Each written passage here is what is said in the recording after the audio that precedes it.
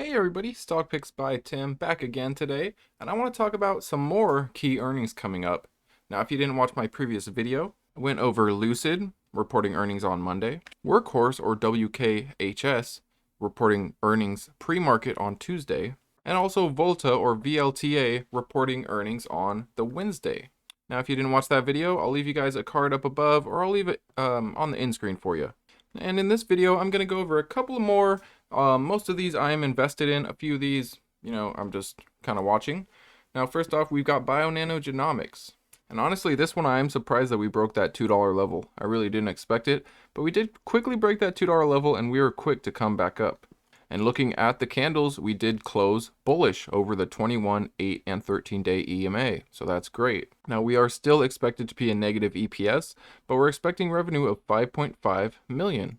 And I went over to Bio-Nano's Investor Relations News and Events tab here, and it does confirm that it's coming out March 1, 4:30 after hours.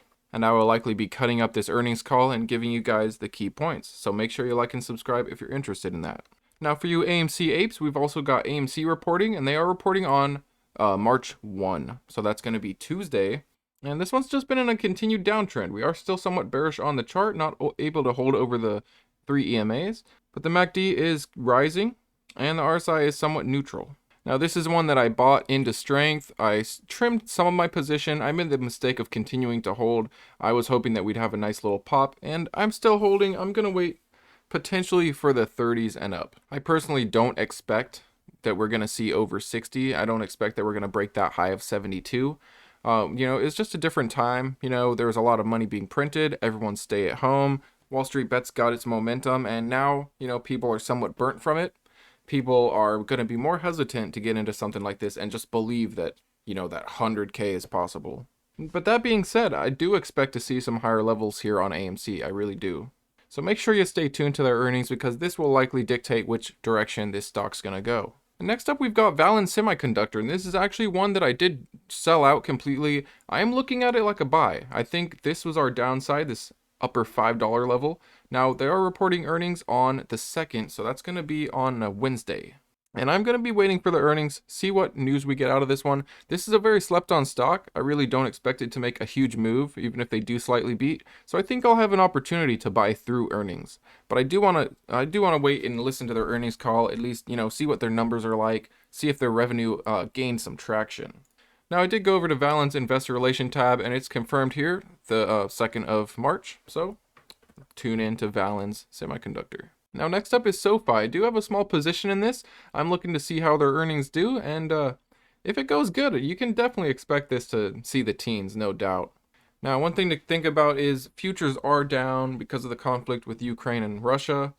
So it's a very good possibility everything just gaps down. We come test these lower levels here. I will likely be adding some SOFI if we do drop under this $10 level, regardless of if we make it to earnings or not. So Monday, I will likely be watching SOFI. Their earnings is the 1st, so that's going to be Tuesday. And still a negative EPS expected. We'll see how it goes. When you zoom in, it's good to see that the candles are over the EMAs. But it's a very good chance that we're going to gap down on most all of these growth stocks. So just keep an eye on the market. I think it's pretty likely that we're going to gap down massively, and we'll be at these lower levels. We'll see if we can bounce. We'll see if we bounce this 880 level. But, anything can happen in this current environment. Now, there's a great market for day traders and long-term investors. Swing traders, not so much. Not so much currently. But there is definitely opportunities out there. And it'll be nice to see that momentum finally change and start getting that nice bull run. Lately, things have been quite bearish on all the small caps, a lot of growth plays. And, it's going to be like that probably for a while. But no one really knows when it's going to flip. So you just keep an eye on the technicals. And if you're long-term, just like me, you're probably loading up. Next up, I want to talk about ChargePoint or CHPT. Now this one we did close over the EMAs, so that's great. And I think the downside is priced in here at this 1130 level. We did bounce very nicely over it, bounced again, and we quickly bounced. After gapping down, we bounced again. Now their earnings is coming up. This is actually incorrect, so I'm going to show you guys the correct date here. And according to ChargePoint's investor relations here, it does say that it's on the 2nd, so that's going to be Wednesday. And just like the last two earnings call, I will be listening intently to this one. I've listened to the last couple earnings calls and it's been great every time. You know, we get some information about their expansion into Europe, their acquisitions of Haseby and Vericity, and we're going to see a lot more information there regarding Europe and just kind of the revenue growth there, and also, you know, how many charging ports they've increased from the last quarter. So stay tuned for that. I will likely give you guys a cut up edited version of the earnings call. Usually it's about 30 minutes to an hour. I'll probably cut that into about 10 minutes or so, 15 minutes, and just give you the key points. But definitely keep an eye out on ChargePoint. I am very, very bullish on this, and this is my highest conviction EV play. Okay, I did have Tesla. I was buying Tesla before it was at 400. I've since gotten out, made my profits. Tesla, if it can come down just a little bit more, I'd love to buy some Tesla, but currently my highest conviction stock in terms of EV is ChargePoint.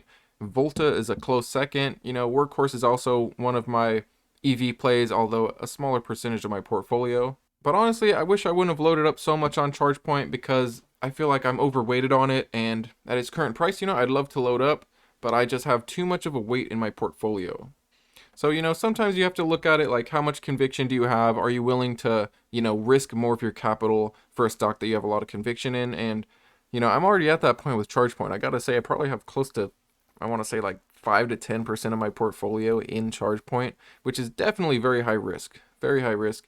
But to me, I think it will play out over the couple of years. I will make a nice profit on that, and I do expect that. So I will be listening to ChargePoint's earnings. I suggest you do too. And I might even do a live stream for a couple of earnings coming up. I will have Monday, Tuesday, Wednesday free during the day. I do have my kids, but I'll likely be cutting up a couple earnings, at least giving you guys an upload. You know, it might not be a live stream. I'm still considering it though. Although I do have quite a large amount of ChargePoint in my portfolio, I will consider it if it comes down to this level. I mean, even if it breaks this. For me, I'm long term, so if it comes down, you know, breaks technical levels, to me it doesn't really matter because I have long-term conviction.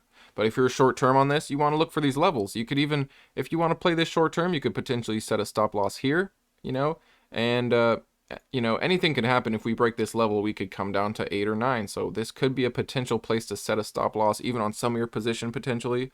Depending on your conviction level. Me, I'm fully convicted. I'm not planning on selling any ChargePoint if we drop, you know, considerably. There's no reason for me. I see this as a long-term buy and hold. And Volta, same thing. Volta is a long-term buy and hold for me as well.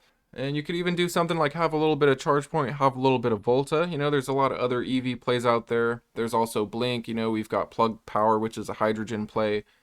But there's definitely a lot of renewables out there. And I do expect some hype leading into these ones. Some more hype leading into these, especially as gas prices potentially rise with this conflict right now. So that's one thing to consider. We could definitely come to these higher levels. And if you think about it, I mean, look how far we are from our previous highs. This was trading near the 30s, and now we're almost under 10. So to me, I'm very, very long-term convicted on ChargePoint, and I think it's a buy. Although looking at the RSI, we are nearing overbought, and the MACD almost looks like it's ready to curl. So keep an eye on that. We might come test these lower levels, might test that 1150. So keep an eye on that range. If it comes towards 1150, I think that's a strong buy. But who's to say, you know, I mean, it could drop down under this level and test some lower levels. But for me, long-term conviction-wise, I think it's at a fantastic price to buy. Anything to me under 20, you're going to be glad over a couple years. That's my personal opinion, and you're entitled to yours. But that's truly what I think. I really do think Volta at its current level, ChargePoint at its current level. I mean, CleanSpark, you know, I mean, I've hammered that one in over and over again on CleanSpark. I think that's a great deal right now where CleanSpark's at. And even Indy's another one I think is at a great deal. But that's basically it for you guys. Keep an eye on these earnings. It's going to be a crazy week. Definitely a lot of volatility and definitely a lot of money to be made. Thanks as always, guys, and I will see you next time.